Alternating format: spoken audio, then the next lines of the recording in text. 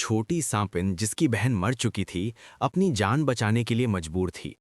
अंत में उसकी बहन के पूरे परिवार को युवराज और युवरानी ने जीवित ही मार डाला। अपनी बहन के परिवार का बदला लेने के लिए वो छोटी सांपिन मानव रूप धारण कर महल में घुस गई। सबसे पहले उसने अपने असली रूप से युवराज को रिझाने की कोशिश की। युवराज लगभग उसके जाल में फंस ही गया था, लेकिन युवरानी ने आकर उसे रोक दिया। उस क्षण लड़की समझ नहीं पाई कि क्या करे।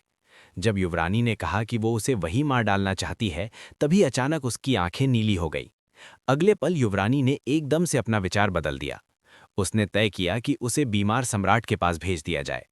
क्योंकि सम्राट का शरीर पहले से ही कमजोर था, अगर कोई स्त्री जाकर उसे रिझाए और उसकी सारी जीवन शक्ति सोख ले, तो युवराज जल्दी ही सिंहासन पर बैठ सकता था। इसलिए युवरानी ने तुरंत उस स्त्री को सम्राट के पास भेज दिया। जैसे ही सम्राट मरता, वो महारानी बन जाती।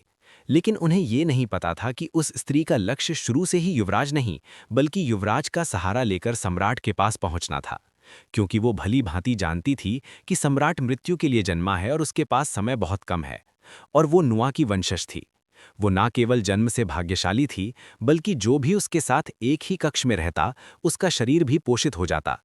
चाहे शरीर कितना ही बीमार क्यों ना हो, 7 दिनों में पहले जैसा ठीक हो सकता था।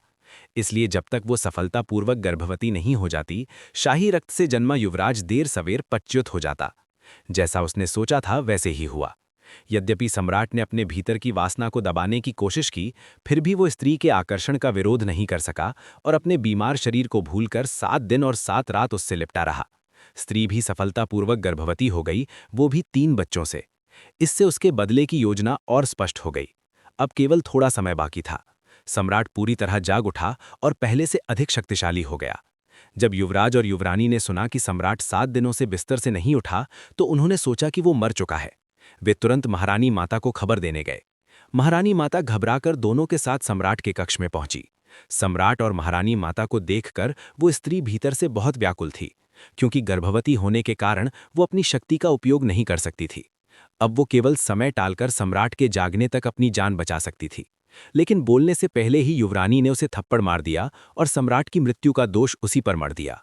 उसने कहा कि वो जानती थी सम्राट गंभीर रूप से बीमार है, और फिर भी 7 दिन और 7 रात उससे लिपटी रही, जिससे सम्राट की मृत्यु जल्दी हो गई। महारानी माता ने तुरंत आदेश दिया कि उस स्त्री को घसीट कर ले जाओ और मृत्युदंड दे दो। तब स्त्री ने सीधे कहा कि वो गर्भवती है और सम्राट शीघ्र ही जाग उठेगा। ये सुनकर महारानी माता तुरंत जाग उठीं।